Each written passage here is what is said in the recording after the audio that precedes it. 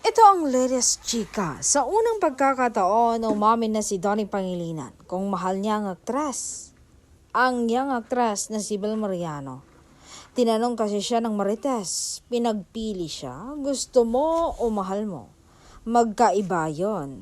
Hirit parang mosang baka naman gusto mo lang siya pero di ka talaga in love sa kanya.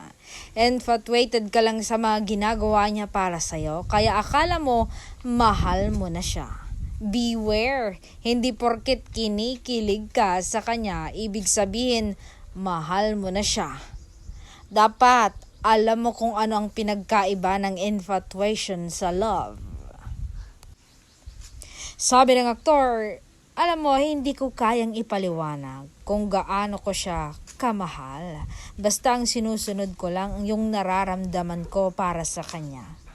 Kasi sa kanya ko lang natutunan kung paano magmahal ng walang hinihinging kapalit. Hindi ko siya minahal dahil lang sa kailangan ko siya, kundi mahal ko siya dahil sa kanya ko masaya.